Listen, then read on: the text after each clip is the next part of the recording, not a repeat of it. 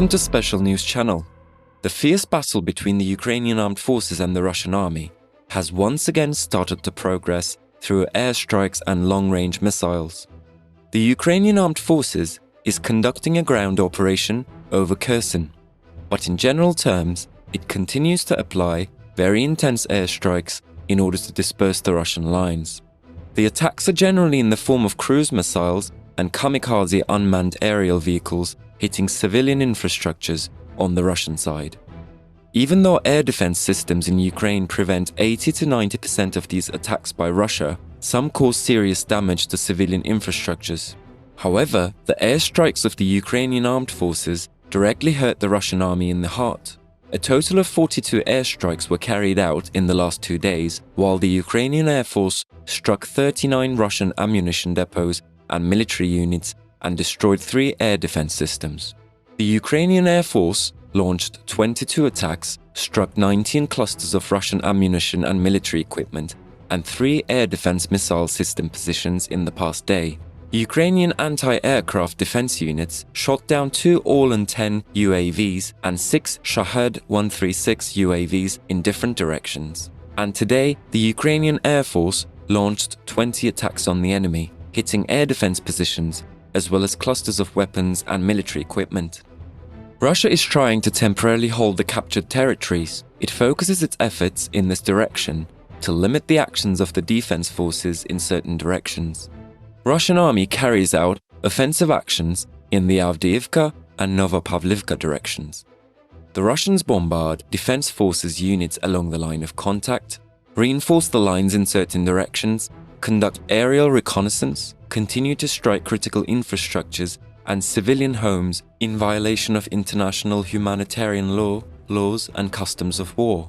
Against the Ukrainian attacks, during the day, Russia launched 1 missile strike, 12 airstrikes, and more than 25 MLRS strikes. At night, Russian missiles and Iranian Shahed-136 combat drones again attacked Ukrainian infrastructure facilities in more than 15 settlements, including Kremenchuk in the Poltava region, Vuhledar and Vodyan in the Donetsk region, and Smila in the Cherkasy region. Kherson seems to be where the war took place most intensely. It is thought that the war in Kherson will progress from a much higher level in the near future. The latest moves of the Russian authorities in Kherson reveal the situation more clearly. Russia and its proxies ordered Ukrainian civilians this week to leave their homes in the occupied southern Kherson region, and many are being transferred to areas under tighter Russian control. Amid signs that a battle for control of the area is intensifying, the Ukrainian military said the occupation authorities' broadening calls for people to leave the area were part of a campaign to terrorize tens of thousands of civilians and forcibly deport them from the west coast. Up to the eastern reaches of the Dnieper River, it is still under the tight control of Moscow. Residents of the Kherson region arrive at a train station in the Crimean city of Sankoy in southern Ukraine, which Russian President Vladimir Putin illegally annexed in 2014. The city of Kherson is the only regional capital captured since the Russian invasion in February, and Ukrainian officials say they are determined to get it back no matter how high the cost.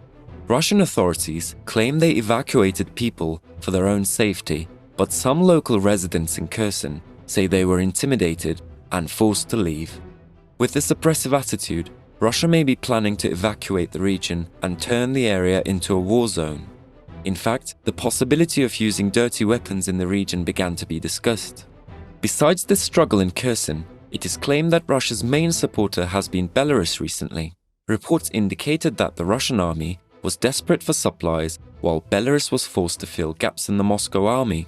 Alexander Lukashenko remained a close ally of President Putin, but struggled to garner support among his own military for the invasion of Ukraine. Despite President Putin's promise to take Kyiv quickly, the occupation of Ukraine has been going on for nearly 8 months. The length of the war has had a critical impact on Russia's military supplies, as Moscow struggles to provide suitable weapons to its frontline troops.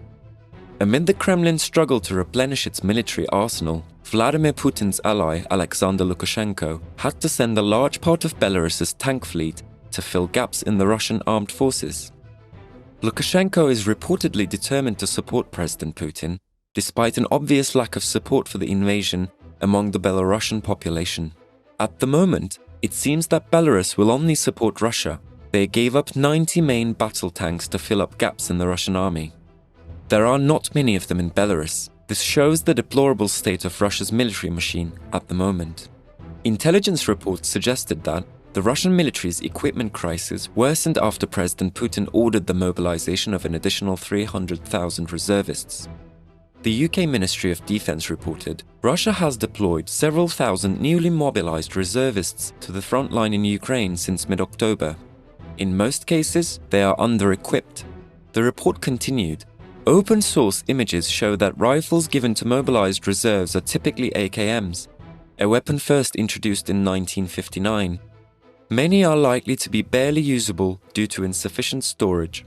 In a separate report, the Ministry of Defense suggested that as a result of widespread corruption and poor logistics among Kremlin military leaders, Russian reservists should probably purchase their own body armor.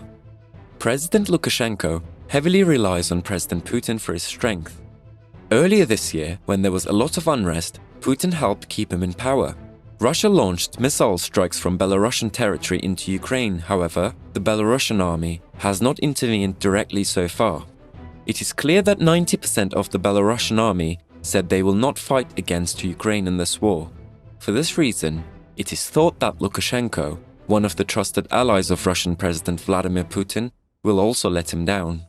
At the same time, top American and German diplomats said on Thursday that the two countries will work together to set standards for tackling digital disinformation, including lies about Ukraine and other issues spread by the Russian government. Everyone knows that the digital world poses risks to our security and threatens our freedom, German Foreign Minister Annalena Baerbock said in a public speech with US Secretary of State Anthony J. Blinken in Münster. Mr. Blinken said he agreed that there were deep questions about security. He said he grew up believing a principle advocated by philosopher and political scientist John Stuart Mill, that the market for ideas would allow truth to prevail, but that was not the case.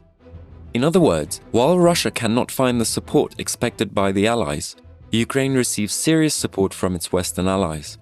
With this support, while gaining a greater superiority in the war with each passing day, it crushes Putin's army more and more. Now, the victory of Ukraine has started to be talked about all over the world.